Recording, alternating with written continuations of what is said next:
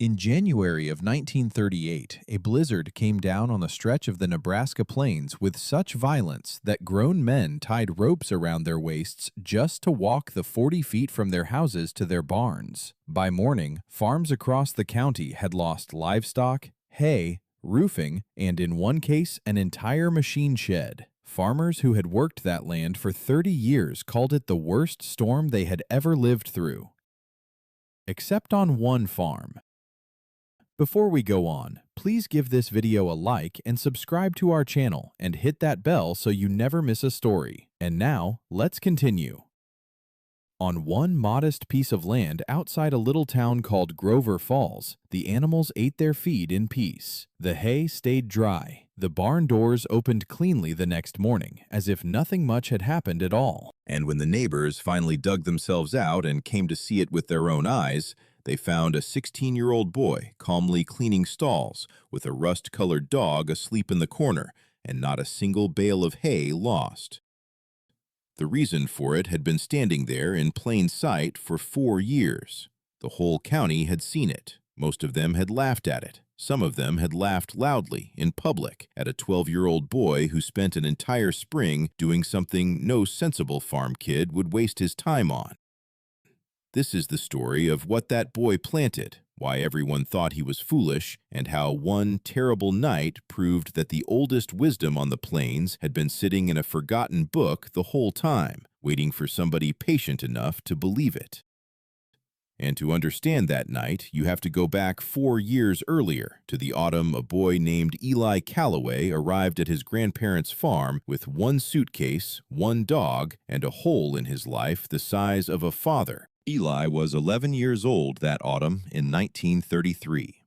His father, Thomas Callaway, had been a lean, cheerful man who fixed machinery in a small town 2 counties over. The kind of man who could listen to an engine for 10 seconds and tell you what was wrong with it.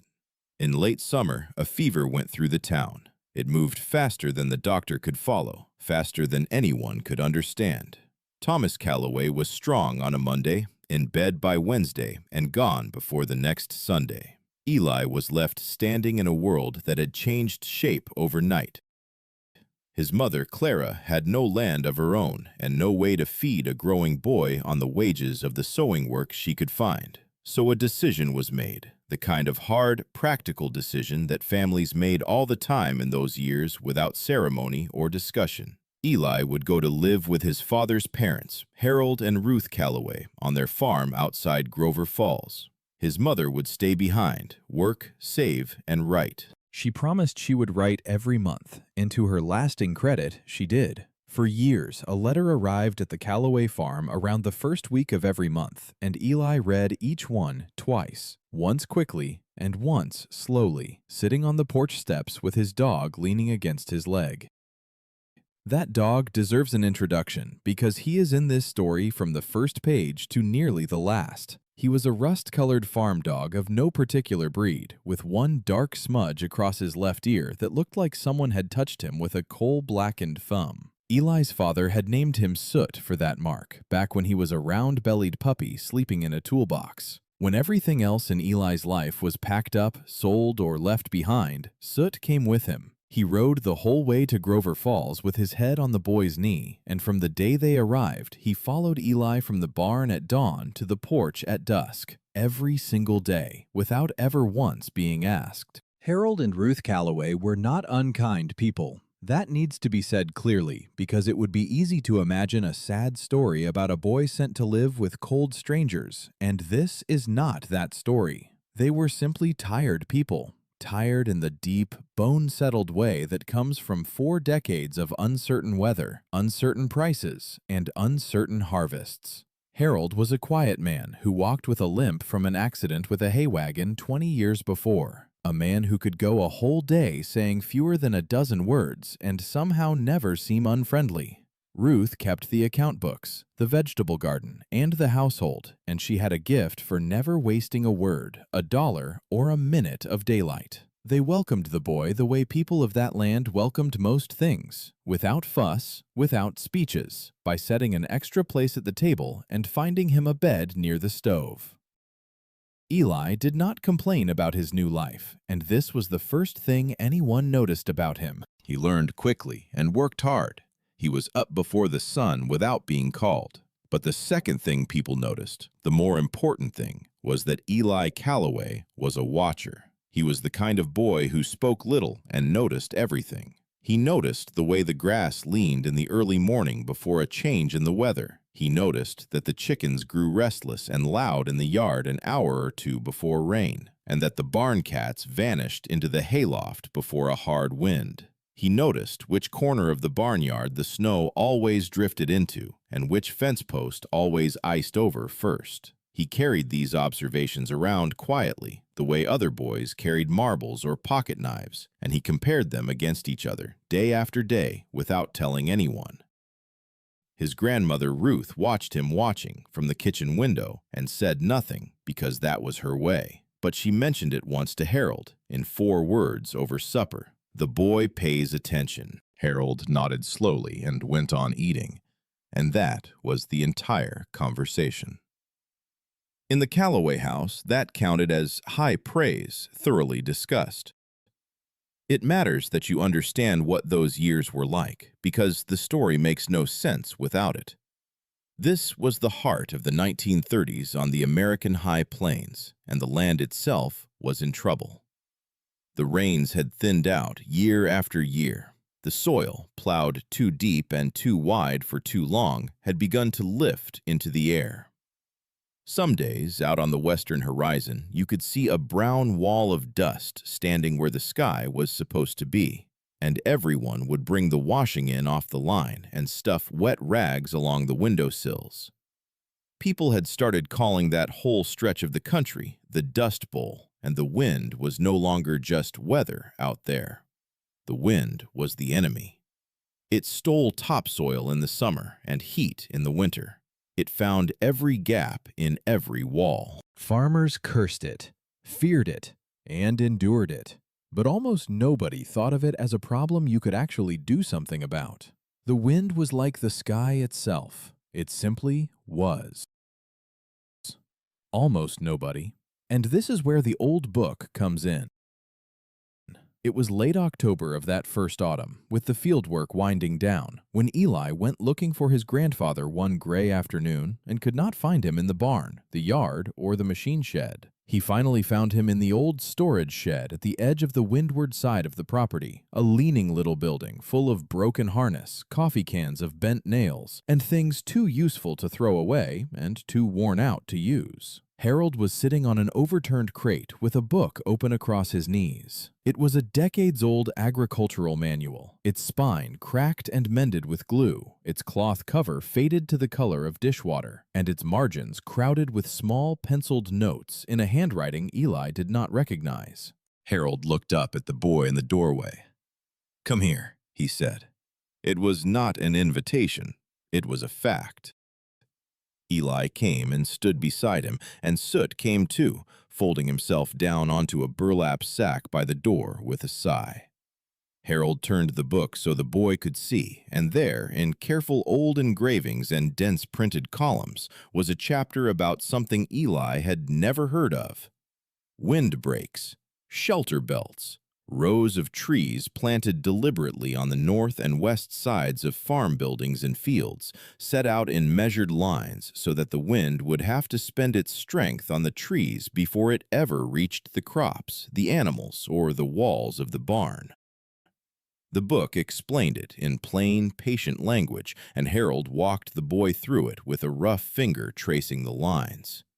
Wind, the book said, does not simply stop when it meets a row of trees. It cannot stop, but it can be broken. When moving air strikes a dense stand of branches, part of it is forced upward, over the top, and the rest is slowed and scattered as it filters through.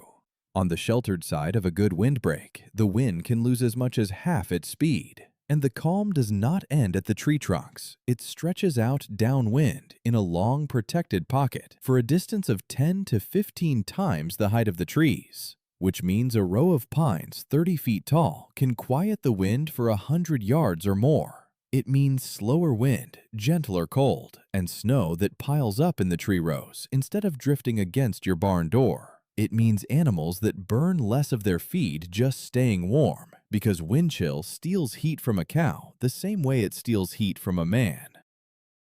None of this was a new idea. That was the part that stayed with Eli for the rest of his life. The book was decades old, and the practice was older still. Settlers on the treeless plains had been planting shelter belts for generations, and farming journals had been describing them since the 1870s. In the old countries that many plains families had come from, in Russia and Germany and Scandinavia, farmers had sheltered their fields behind planted trees for centuries. This was not an invention, it was an inheritance. An old truth that had been set down, proven, printed, and then slowly forgotten by people who had come to believe that newer was always wiser, and that anything their grandfathers did must be obsolete. Harold pointed to one line in the margin, written in pencil in that unfamiliar hand. It said, "Wind spends its strength on the trees before it reaches the barn." "Whose writing is that?" Eli asked. "My father's," Harold said. He was quiet for a moment.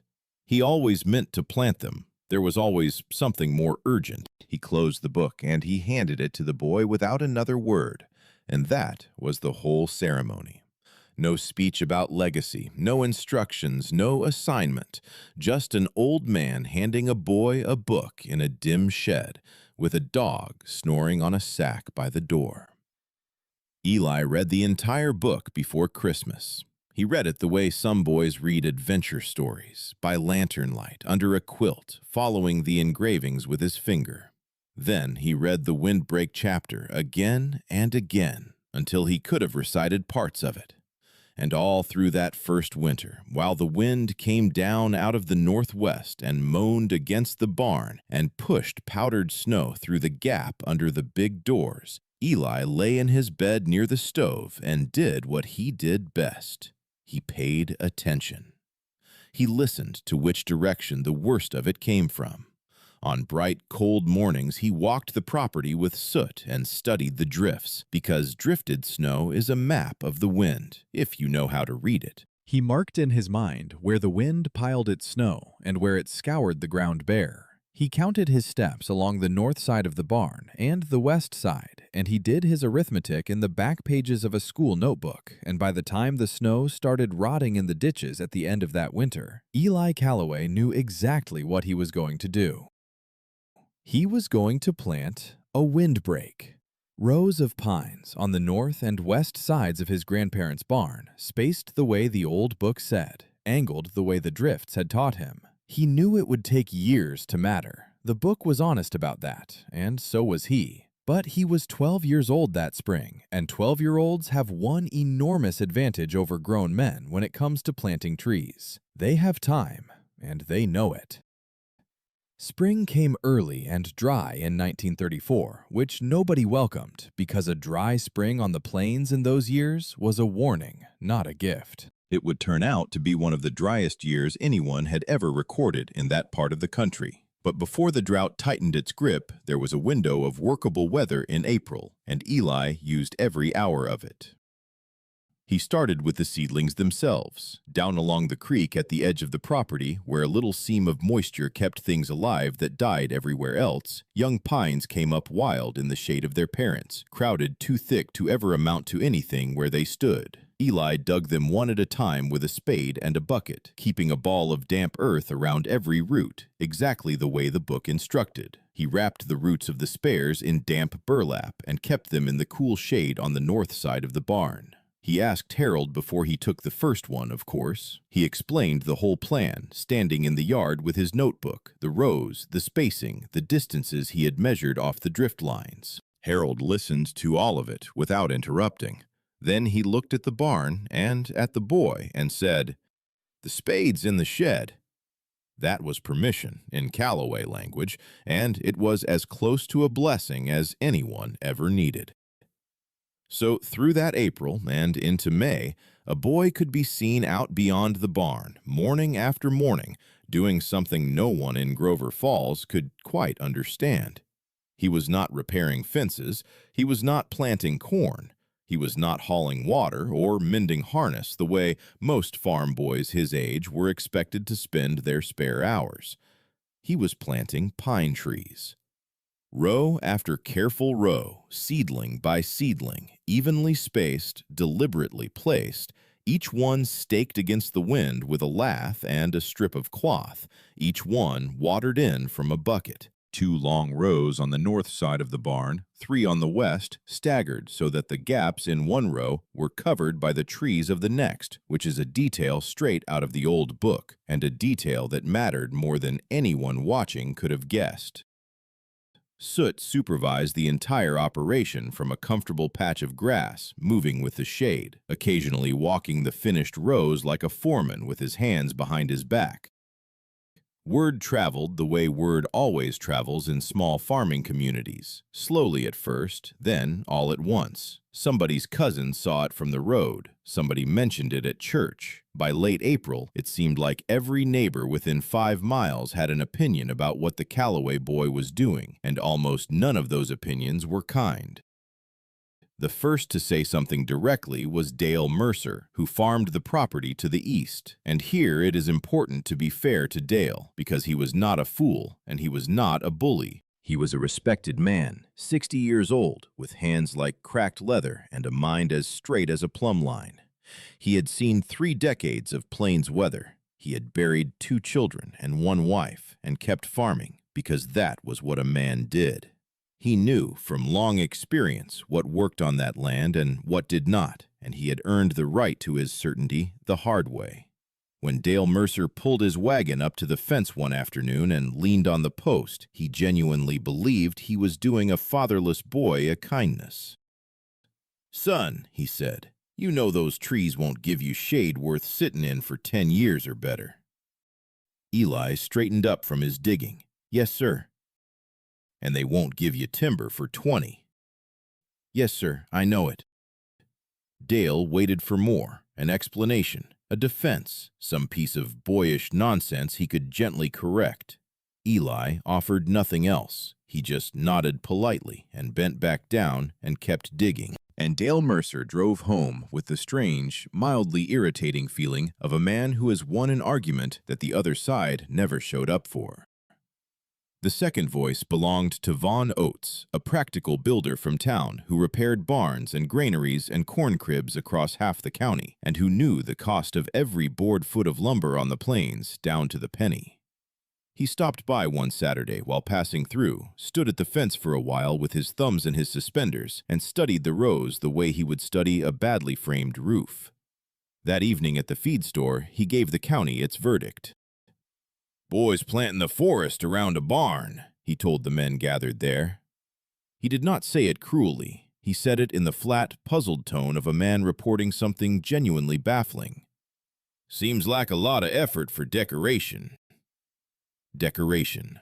That was the word, and the word stuck the way words do. People repeated it at the feed store, at the church picnic, over fence lines. It carried the particular weight of a word that sounds reasonable, reasonable enough that nobody felt any need to ask the next question, which was whether the trees might actually be for something. Nobody asked the next question. Nobody except the boy who was planting them, and he already knew the answer, because the answer had been written in pencil in the margin of an old book by a great-grandfather he had never met. Wind spends its strength on the trees before it reaches the barn. The word found its way to the schoolhouse too, of course, because words like that always do. Grover Falls had a one-room school with a wood stove and about 20 children of all sizes, and for a couple of weeks that spring, the older boys had themselves a fine time with it. They called him the Forest Ranger. They asked him, at recess, in front of everybody, whether his trees would be grown in time for his grandchildren, and whether he was planning to charge the birds rent. One of them, a big Swanson boy from north of town, asked him with a grin what a fellow even calls a farm with no crops and all trees, and answered his own question before Eli could.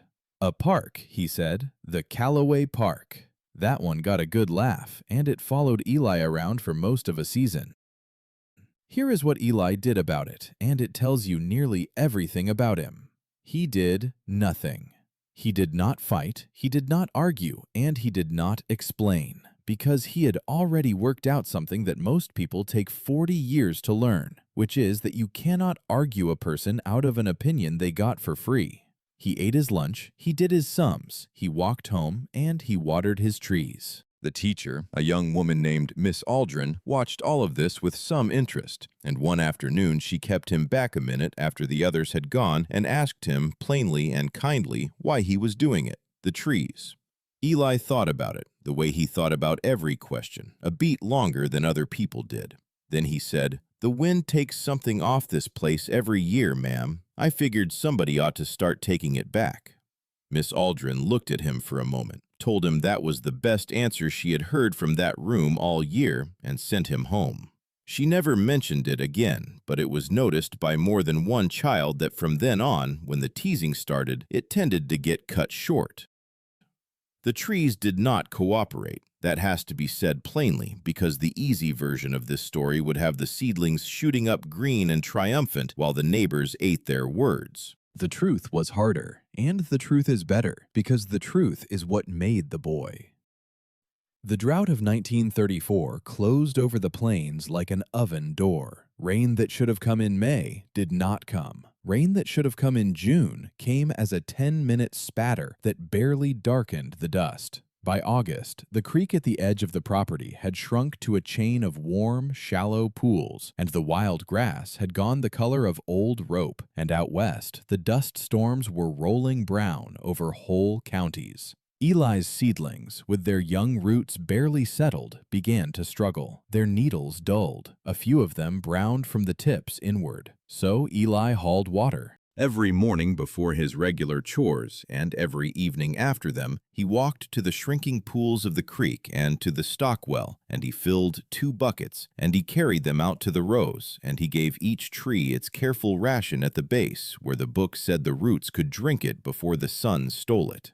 2 buckets and back, and 2 buckets and back. He did this for 17 straight days at the worst of it, in heat that made the horizon swim. His shoulders ached, his hands blistered and hardened. Ruth watched him from the kitchen window and said nothing, but somewhere in the middle of those 17 days, a second slice of pie began appearing at his place at supper, without comment, and kept appearing.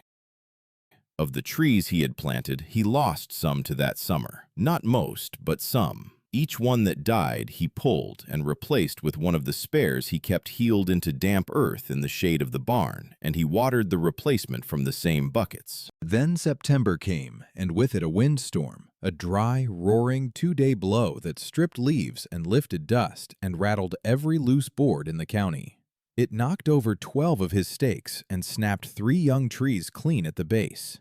Eli walked the rows when it was over, counted the damage without a word, re-staked what had survived, and replaced what had broken. And then there was the cow, because there is always a cow. On a foggy morning in early October, one of the dairy cows found a sagging wire, leaned through it the way cows do, and went wandering. She wandered directly through the young tree rows, stepping on 2 seedlings and chewing the top out of a third, and Eli found her standing in the middle of his year's work, placid and entirely unapologetic, grinding away like a paying customer. He looked at her for a long moment, then he led her back, fixed the fence properly, splinted and replanted what could be saved, and said nothing to anyone. Word of the setbacks got around because word of setbacks always does. Dale Mercer, meaning it gently, offered the boy a soft "told you so" over the fence line that fall, something about how the plains had a way of telling a man what they thought of his plans. Eli listened politely, nodded once, said, "Yes, sir," and went back to work. And Dale drove off with that same strange feeling as before, the feeling that his words had passed straight through the boy like wind through an open barn. That was the year Grover Falls learned the first true thing about Eli Callaway, even if they did not know yet what to make of it. The boy was not easily discouraged. He was not discouraged by drought, by wind, by cows, or by the patient, reasonable mockery of grown men who knew better. He simply kept the rows alive, 1 bucket, 1 stake, 1 replanted seedling at a time. And then something happened that nobody in the county could laugh at, because it came stamped with the approval of the government of the United States. In the spring of 1935, news spread through the farm papers and the radio that Washington had launched an enormous project across the whole middle of the country, from the Dakotas down to Texas. They were calling it the Shelter Belt Program. The federal government, alarmed by the dust storms that were carrying plains topsoil all the way to the cities of the East Coast, was going to pay crews to plant millions upon millions of trees in long protective rows to slow the wind and hold the soil. Trained men with government trucks were going to spend years doing across 1,000 miles of prairie precisely what a 12-year-old boy with a spade and a bucket had started doing around one barn outside Grover Falls a full year earlier. You might think that settled the argument. It did not. Not really, because people are people. Some folks allowed that maybe there was something to it. Others grumbled that Washington had lost its mind along with everyone else. Vaughn Oates observed at the feed store that the government had money to waste and the Callaway boy did not, which got a laugh. But something had shifted, quietly. The word decoration was heard a little less often, and more than one farmer driving past the Callaway place slowed his truck just slightly to look at the rows, now 2 seasons old, standing green and stubborn in their lines, and drove on without saying anything at all. The years that followed were the quiet middle of the story, the part that never makes it into legends but is where every legend is actually built. 1935 gave way to 1936, and 1936 to 1937, and through all of it, the trees grew, and the boy grew with them. The pines put on height the way pines do, slowly at first and then with gathering confidence. By their second summer, they stood waist-high on the boy. By their third, the tallest of them reached past his shoulder, and their branches had begun to knit toward one another along the rows, closing the gaps. Eli tended them the way other boys tended dogs or horses. He pruned the broken and the crooked. He mowed down the weeds that crowded their feet. In dry spells, he still hauled the buckets, though fewer of them now, because the roots had gone down deep after the water and found it for themselves, which is a thing worth remembering about hard years. Hard years drive roots deep. Eli grew too. The skinny 11-year-old with the suitcase became a lean, weathered 15-year-old who could pitch hay all afternoon and shoe a horse and read the sky as well as some men 3 times his age. He was still a watcher, still quiet, still the kind of person who answered questions a beat late because he was actually thinking about them first. His mother's letters still came the first week of every month, and twice in those years she managed the long trip out herself and stood in the yard looking at the tree rows her son had planted, and said in a voice that wobbled only a little that his father would have liked them. That was as close as anyone in that family came to making a speech. And here is the part of those middle years that mattered most, though hardly anyone noticed it at the time. The trees had already started working, not dramatically, not enough to make headlines at the feed store, but the signs were there for anyone paying attention, and one person on that farm was always paying attention. In winter, Eli noticed that the snow now piled itself in long, deep ribbons along the outer tree rows, and the drifts that had once climbed the north wall of the barn every year grew smaller, and then modest, and then almost polite. He noticed that on bitter mornings, the barnyard on the sheltered side felt different. Not warm, nothing like warm, but calmer, the cold standing still instead of cutting. He noticed the milk cows drifted to the protected side of the yard on windy days, all on their own, because animals do not have opinions about decoration. Animals only know where the wind is not. He wrote these things down in the back pages of the same school notebook, dates and details, like entries in a ledger. He showed the notebook to no one except Harold, who read the entries slowly by lamplight one January evening, handed it back, and said, From Harold, that was a full paragraph. There was one afternoon in those middle years that deserves its own telling, because it was the first time the trees showed the county what they were, even if the county was not quite ready to see it. It came in the spring of 1935, the worst spring of the dust years, when the great storms were rolling up out of the southern plains one after another. On an April afternoon, the light over Grover Falls went wrong. That is the only way the people who lived through those storms ever described it. The light went wrong, brassy and dim at the same time, and the birds went silent. And then, out of the southwest, came a rolling brown mountain of airborne earth, a duster, a black blizzard, a wall of somebody else's farmland 1,000 feet high and moving like a slow tide. Everyone ran for shelter. Everyone always did. Families sat in their kitchens with wet cloths over the window cracks and watched the day turn to a choking amber twilight. And when it passed, hours later, they went out and found their windowsills drifted with fine silt, their machinery gritted, their young crops sanded raw, and small dunes of powdered soil curled against every west-facing wall and fence line, the way snowdrifts in January. At the Callaway place, the dust came the same as everywhere else, and no row of pines on earth can stop a storm that stands 1,000 feet tall. The house got its share of grit like every house in the county, but when the air cleared and Eli walked the property, he found something in the tree rows worth writing down. The dust, the heavy, ground-traveling freight of it, the sand and silt that rides in the bottom few feet of a duster and does the sand blasting and the drifting, had piled itself along the windward side of his pines in long, soft ridges, caught in the branches and dropped at their feet, exactly the way the snow was caught in winter. The rows had combed the low wind. On the sheltered side, the young garden stood dusted but unshredded, and the west wall of the barn, which in other years wore a fresh coat of grit scars after every blow, had hardly been touched. Eli stood there a long while with soot, looking at those ridges of caught earth and understanding something that he later said stayed with him his whole life. The dust in those ridges was soil. It was some farm, somewhere upwind, lying in his tree rows. The wind had been carrying whole farms past their door for years, and here, for the first time, on this one small piece of ground, something had reached up and made it drop what it was carrying. He fetched the notebook and wrote it down with the date, and under the date he wrote one line of his own, the first opinion the notebook ever held. The trees work on dust, too. He mentioned it to no one but Harold, but that same week, the county agent's office in town began handing out the government's new pamphlets on shelter belts and soil, and the arithmetic of the thing had begun, very slowly, to change.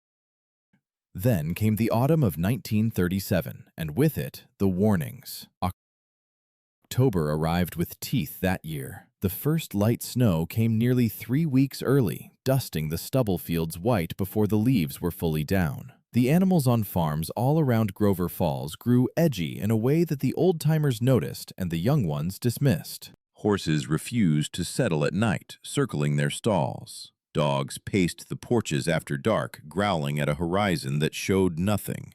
The barn cats disappeared into the deep hay for days at a time, which every farm wife in the county knew was worth more than any forecast. Harold took to standing on the porch each morning with his coffee, studying the sky to the northwest and saying less and less, which for Harold meant something close to alarm. And on a cold, still Tuesday in the middle of that October, an old man walked out to the Callaway farm on foot with a stick, the better part of 2 miles, to look at some trees. His name was Ezra Voss. He had lived in and around Grover Falls for nearly 70 of his 80-some years, and he had seen things on those plains that people only half believed. The grasshopper years, the prairie fires, the winter of the 1880s that the old families still would not speak of casually.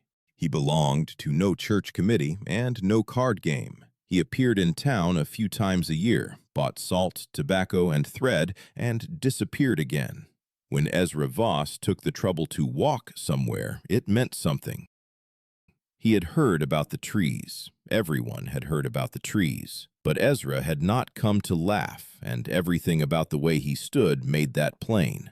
He stopped at the edge of the planted rows and looked at them for a long time, the young pines standing higher than a man now, thick along their lines, their tops moving just slightly in air that seemed still. Eli, who had been splitting stove wood by the barn, set down the axe and walked over, with soot at his heel, gray coming into the old dog's muzzle now. "This is a serious winter coming," Ezra said, without any greeting at all. Eli looked at him. "How do you know?" "The same way I know everything," the old man said. "I've been watching this sky since before your father was born." He was quiet for a moment, his eyes still on the pines. "These trees of yours won't be full grown," he said at last, and his voice dropped as though he were saying it mostly to himself. "But they'll be something. You'll see what they are before spring." He turned and started his long walk home, and he did not explain what he meant, because men like Ezra Voss never do. Eli stood at the edge of the rows for a while after he had gone. Then he did the only thing there was to do. He walked the lines, all of them, and checked every stake and tightened what was loose and went back to the woodpile. November passed, and December, cold but survivable, and some people began to say that old Voss had finally guessed wrong.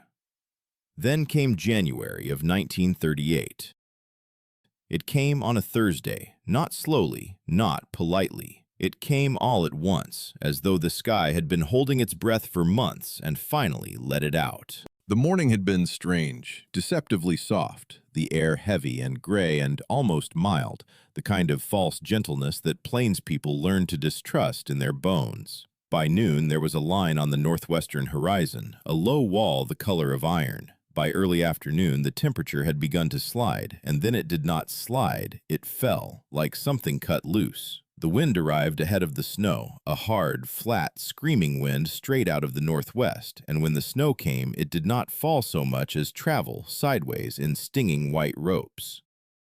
Within 3 hours, visibility across the county had dropped to almost nothing. A man could stand on his own porch and not see his own barn. This is not a figure of speech. This is what a plains blizzard is, and it is why farmers of that generation tied ropes between the house and the outbuildings and tied the other end around their own waists, because men had died before, in living memory, frozen 30 feet from their own doors, walking in circles inside a white roar. The wind hit hard enough that barn doors shook against their hinges all over the county. Water carried outside in a pail skinned over with ice before it could be poured. The cold reached down and kept reaching, and the wind took whatever the cold left behind. At Dale Mercer's place to the east, the storm found the gap. There is always a gap. His was a seam in the north wall of his barn, a place where the boards had shrunk and pulled over the years. Nothing you would ever notice on an ordinary day. The wind noticed. It drove through that seam all night long like a blade, and Dale's livestock crowded into the far corner of the barn, packed together, backs humped, burning through their own warmth, hour after hour. Dale went out to them on his rope 3 times in the night, and there was almost nothing he could do but pitch them more hay and swear at the wall. By morning, several of his animals were in real distress, shaking and dull-eyed, and his hay was drifted over with fine snow that had sifted through every crack, and part of his windmill was simply gone. In town and on the farms around it, the story was the same with different details. Vaughn Oates spent half the night fighting the drift against his barn door, which the wind rebuilt as fast as he could cut it away, packed hard as sacked flour, until he could barely force the door wide enough to slide through sideways. On 3 farms to the west, roofing tore loose in the night, sheets of it sailing off into the dark. One family lost their machine shed entirely, folded down onto the equipment inside it. Nobody slept. All across that county, lanterns moved back and forth along stretched ropes all night in a wind that a man could lean his whole weight against. And at the Callaway farm, something different was happening. The storm arrived there the same as everywhere else, the same wind, the same cold, the same blinding white. It came down out of the northwest at full strength, crossed the open ground, and reached the tree rows. And there it spent its strength. The pines stood in their staggered lines, 4 growing seasons old now, the tallest of them 10 and 12 feet, their branches interlocked along the rows, thousands upon thousands of stiff green needles set against the moving air. The wind could not stop, so it did what the old book had always said it would do. Part of it rose, forced up and over the top of the rows, roaring on above the farmyard like a river passing over a stone. The rest came through the branches, broken, scattered, robbed of half its speed, arriving at the barn walls not as a blade, but as a shove. The barn sat inside a pocket of calmer air. Not still air, and no one should imagine it that way. The storm was everywhere, and it was enormous, and the trees were young. But calmer, measurably, meaningfully calmer. And on a night like that one, the difference between wind at full force and wind at half force is the difference between an ordeal and a catastrophe. In the sheltered yard, the cold stood closer to still, and air that stands still cannot strip heat from a living animal the way moving air does. Along the outer tree rows, the driven snow met the branches, slowed and dropped, piling itself into long, deep drifts among the pines, right where Eli had watched it pile in miniature for 2 winters. The snow buried the windbreaks' feet and left the barn doors nearly clean. Inside the barn, the animals shifted and grumbled and ate. They did not pack themselves into a shivering knot in a corner. They moved around. They drank when the water was broken open for them. The hay stayed dry because the fine snow that sifts through every crack of a wind-hammered barn was not being hammered through the cracks. The feed bins stayed untouched by drift. It was a hard night. It was never anything but a hard night. But the worst of the storm, the killing edge of it, simply was not reaching them. Harold went out to feed at midnight, limping along the rope with his collar up, and again at 4 in the morning. Eli went with him both times and carried the lantern, and Soot went too, refusing absolutely to stay behind, plowing along in the broken trail between them with his ears flat, and then standing guard in the barn doorway, watching the dark howl past, while the 2 Callaways worked down the row of stalls.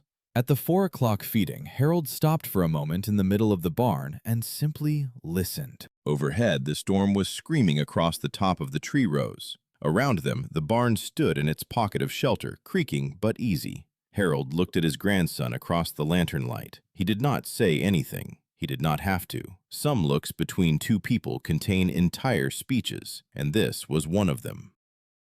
By morning, the storm had passed, the way they always pass, leaving behind a world gone silent and blue-white and strange. Dale Mercer came over on the 2nd day after the storm. It took him that long because he had spent 2 full days digging out, patching, and tending to animals that had been badly stressed by the cold. He walked the fence line to the Callaway place out of neighborly habit more than curiosity, the way plains people check on each other after weather, expecting to find roughly the same damage he was recovering from himself, expecting to offer help and maybe receive some. He stopped at the edge of the property, and he stood there. The pine rows were bent, some of them, and here and there a branch had cracked under its load, and the snow lay piled in great deep ranks along their outer edges, exactly as though the trees had caught it, which is exactly what the trees had done. And beyond the trees, the barn stood as it had stood before the storm. The drifts against its walls were modest. The path to the doors was shallow enough to kick through. The doors themselves opened cleanly when he tried them, swinging on their hinges as if it were October. He went inside. The animals were calm and fed and moving around, and interested in him the way healthy animals are interested in visitors. The feed was intact. The hay in the loft was dry to the touch, all the way in. The water in the trough, Eli told him later, had needed breaking only once through the whole of that terrible night. And Eli himself was there, sleeves rolled, cleaning out the stalls, with Soot curled in the corner on an old horse blanket, thumping his tail once in greeting and going back to sleep, because the old dog had earned it. Dale stood in the doorway for a long moment, longer than was natural, looking at all of it. 60-odd years of certainty were being quietly rearranged inside him, and that is slow work, even for an honest man, especially for an honest man. "How much of the hay did you lose?" he finally asked. "None," Eli said. Dale looked around again. He looked at the walls, tight and unsifted. He looked at the dry floor of the loft above. Then he stepped back outside into the blue-white glare and looked for a long time at the tree rows, at the snow heaped along their windward side like a wave stopped in the act of breaking, at the sheltered pocket of yard they enclosed. He took his hat off, for no ceremonial reason, just to resettle it, the way men do when their hands need something to do while their minds work. "I was wrong," he said. That was all. No speech, no ceremony, no explanation of what exactly he had been wrong about, because everyone present knew, including the dog. Just 3 words from a man who had built his entire life on saying true things and who found that he could not stand in that particular farmyard on that particular morning and avoid saying this one. Eli nodded once and accepted it the way it was offered, plainly. "It was my grandfather's idea," he said, "and his father's before that. I just planted the trees." Which was true, and was also the most Callaway sentence ever spoken, and Dale Mercer understood both of those things at once. What happened next happened the way real change almost always happens in farming country, which is to say, without a single meeting, announcement, or vote. That spring, the spring of 1938, Dale Mercer planted a windbreak of his own on the north and west sides of his barn, and he did not explain himself to anyone, and no one asked him to. He was seen, more than once, standing at the Callaway fence line first, studying the spacing and the stagger of Eli's rows, and asking the 16-year-old questions, and writing the answers on the back of an envelope. By summer, 2 more farms had begun tree rows of their own. By the following year, it was half a dozen. Von Oates, the builder, the man who had given the county the word decoration, never made any public retraction, because that was not his way. He did something better. He spent an entire Saturday that spring helping a young family west of town lay out and plant their windbreak, lending his level and his lines and his experienced eye to getting the rows straight. And when the young farmer asked what he owed him, Vaughn waved it off and said the first tree row in a county is the expensive one, and the rest ride free. Then he drove home. People can say what they like about plainsmen and their stubbornness, but when they turn all the way, and they turn with their hands, not their mouths. The idea spread the way practical wisdom always spreads on working land, person to person, season to season, fence line to fence line, quietly, aided now by the government crews who were stringing their long federal shelter belts across the region in those same years, millions of trees going into the ground from Texas to the Dakotas, so that a farmer who planted his own rows was no longer a dreamer but a man ahead of schedule. Within a decade, you could stand on the water tower in Grover Falls and read the whole county like a page, every farmstead marked by its dark green angle of pines and cedars, north side and west side, wind side and wind side. Eli never told anyone he had been right. This is worth pausing on, because it is the rarest part of the whole story. He was 16, and he had been laughed at by name in the local feed store, and then he had been proven right in the most public way the Plains know how to prove anything. A different boy would have collected on that for years. Eli simply went on watching, working, and tending to the things under his care, and when the subject came up, which it did for the rest of his life, he said the same thing every time, that it was an old idea out of an old book, and that all he ever did was believe it.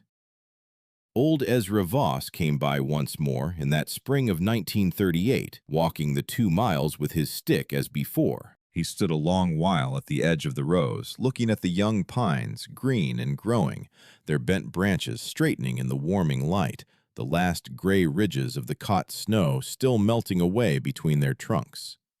Eli came and stood beside him, and neither of them said anything for a while, because neither of them was that kind of man, even though one of them was still technically a boy. "Nature has a way of rewarding patience," the old man said at last, more to himself than to anyone. "The things people mock today become the wisdom everyone follows tomorrow. I've watched it happen 4 or 5 times now. It never gets old." Soot sat down beside Eli in the grass, gray-muzzled and dignified. Harold leaned on the fence post a little way off and said nothing at all, and this time his silence was not tiredness. He had already said everything that mattered, years ago, in a dim shed on an October afternoon, pointing with one rough finger to a single penciled line in the margin of an old book. Wind spends its strength on the trees before it reaches the barn. His father had written that line and never planted the trees.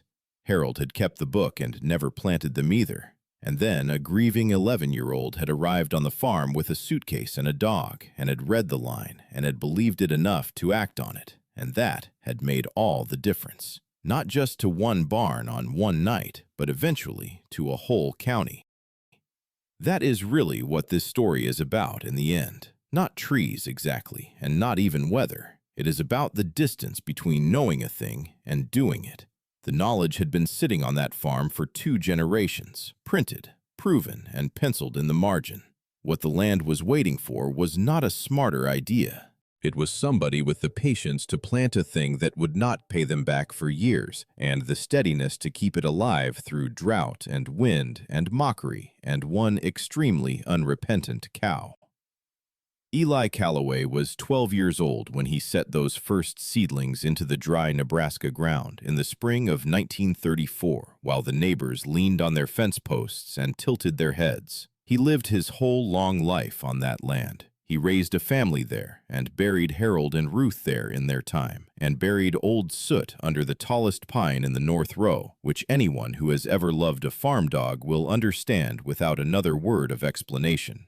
He tended the windbreak for decades, replacing trees as they aged out, teaching his own children the spacing and the stagger, handing down the old book with its cracked spine and its penciled margins the same way it had been handed to him, without ceremony, in a shed, as a fact. He was 81 years old when the last of the original pines finally came down, taken by age and a summer storm, and he stood over it, they say, for a good long while with his hat in his hands. And by then, it did not matter, because by then, every farm in that county had a windbreak of its own, and had for as long as most living people could remember. And the young farmers who had grown up inside those sheltered yards would have told you, if you asked, that the tree rows had always been there, that planting them was just common sense, that it was simply how things were done. Which is, if you think about it, the finest thing that can ever happen to a laughed-at idea. The wind still comes down out of the northwest across those plains every winter, the same as it always has. It still arrives with all its old strength, and it still means to take what it can. But on farm after farm, mile after mile, county after county, it meets the trees first, and it spends its strength on them, exactly as an old book always said it would, before it ever reaches the barn. Ladies and gentlemen, right now there are 3 links on your screen. On the left, our newest video. In the center, a square link to our channel. And on the right, a full playlist of stories just like this one. Give this video a like, share your thoughts in the comments, and then enjoy the rest of our videos. Thank you.